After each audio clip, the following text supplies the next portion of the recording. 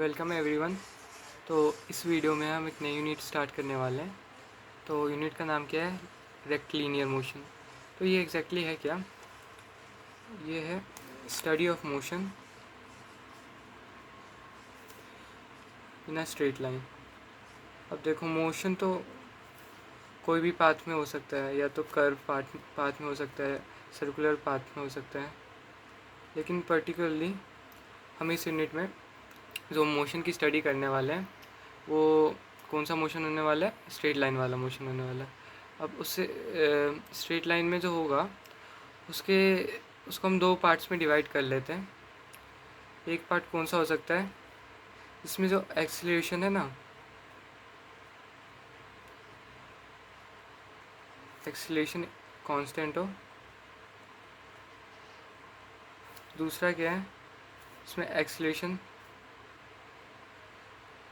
Constant नहीं है। तो जब एक्सीलरेशन कांस्टेंट होता है तो हम न्यूटन की जो 3 इक्वेशन ऑफ मोशन थी वो लगा सकते हैं। वो कौन कौन सी थी? v equals to u plus a t, s equals to u t plus half a t square, and last वाली v square minus u square equals to 2as। इसमें टर्म्स की बात करें तो ये तो है final velocity v, u initial velocity, ये एक्सीलरेशन, t टाइम, और यहाँ पे जो s है वो डिस्प्लेसमेंट है।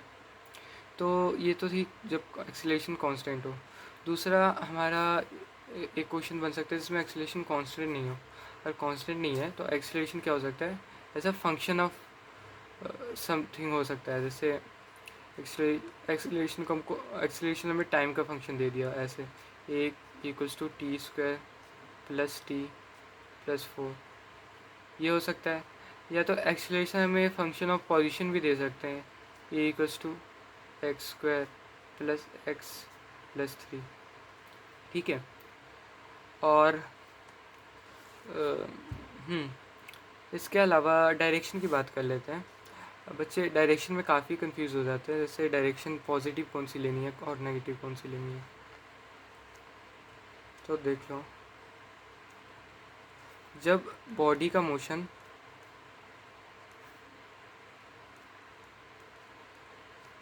इन दी डायरेक्शन ऑफ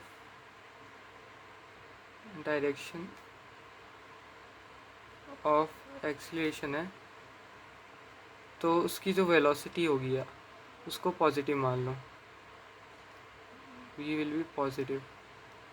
या वेलोसिटी हो गया या डिस्प्लेसमेंट होगा, दोनों जो होगा पॉजिटिव होगा। जब बॉडी का मोशन अपोजिट हो डायरेक्शन ऑफ एक्सीलरेशन के, देन जो उसका वेलोसिटी और जो डिस्प्लेसमेंट होगा उसको हम नेगेटिव मानेंगे। तो ये होगी डायरेक्शन की बात।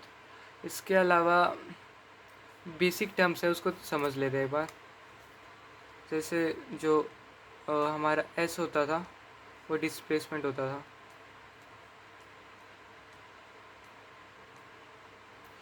और वी होता था वो वेलोसिटी, और इसको हम क्या बोलते थे?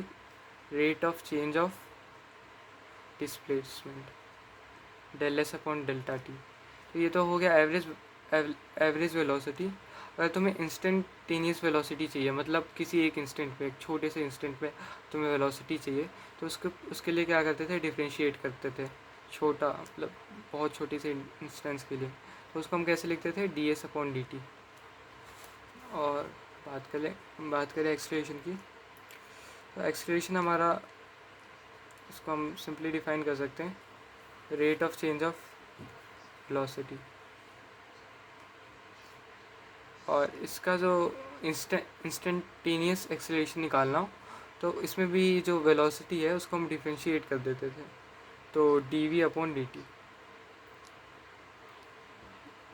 अब मान लो इस वाले पार्ट की बात कर लेते हैं। जब एक्सेलरेशन हमारा कांस्टेंट नहीं है और कोई फंक्शन दे रखा है। तो इससे भी हम वेलोसिटी और डिस्प्लेसमेंट निकाल सकते हैं। कैसे देखो एक्सीलरेशन को हमने अभी देखा कि dv/dt लिख सकते हैं, और ये हमें दे रखा है मान लो t² + t + 4, तो इसको हम dv/dt लिख सकते हैं इक्वल्स टू t² + t + 4, इस लिख सकते हैं ना। अब इसको dt को उस साइड भेजो, dv = t² + t + 4 × dt। इसको जब तुम इंटीग्रेट करोगे, लेट्स लिमिट है v1 से v2 और टाइम जो है वो t1 से t2 है, तो ये क्या देगा तुम्हें। मान लो टाइम तुम्हें दे रखा है लेट्स से t = 1 से t = 3 सेकेंड तक, ठीक है। तो इसको इंटीग्रेट करके लिमिट्स डाल के देख लेते हैं। तो ये होगा v2 - v1 इस साइड लेफ्ट हैंड साइड, इसका जो इंटीग्रेशन होगा वो t³ + t² t³/3 t² + 4t होने वाला है। इसकी लिमिट डालोगे 1 से 3, तो इसकी कोई वैल्यू आएगी, और वो वैल्यू तो मतलब कोई नंबर ही आने वाला है। लेट्स से x आ गया, मतलब अगर तुम इससे इंटीग्रेट कर रहे हो, अगर एक्सीलरेशन हमें फंक्शन ऑफ टाइम दे रखा है और तुम इसको इंटीग्रेट कर रहे हो, तो ये हमें क्या दे रहा है, वेलोसिटी दे रहा है, और जो वेलोसिटी है वो भी वेलोसिटी का चेंज दे रहा है, v2 - v1 दे रहा है। मान लो हमें वेलोसिटी किसी इंस्टेंट पे पूछ रखी हो, तो उसमें से हमें v1 की वैल्यू हमें दे रखी होगी, मतलब t = 1 सेकेंड पे v1 की हमें वैल्यू दे रखी होगी, जिससे क्या होगा, हमें जो फाइनल वेलोसिटी है t = 3 सेकेंड पे वो मिल जाएगी। अगर हमें कोई इंस्टेंट पे वेलोसिटी नहीं दे रखी, तो सिंपली जो इसका इंटीग्रेशन आने वाला है वो क्या आ जाएगा, चेंज इन वेलोसिटी आ जाएगा। दूसरा केस कौन सा था, जिसमें acceleration as a function of distance दे रखा हो, x² + x + 3।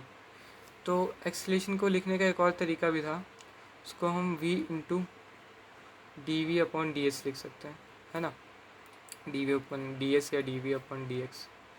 तो इससे भी वैसे ही रिज़ल्ट आने वाला है। जो dv है इसको इस साइड ही रहने दो, और x² + x + 3 × dx ये v आ जाएगा। और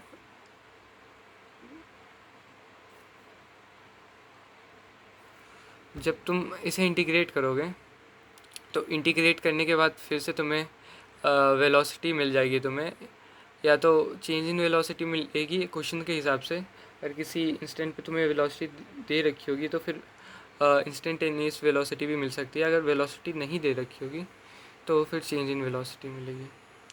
हाँ, तो इतना ही था नोट्स रेक्टिलिनियर मोशन का। नेक्स्ट वीडियो से डायरेक्ट हम क्वेश्चंस देखने वाले हैं इसके ऊपर। Thank you for watching.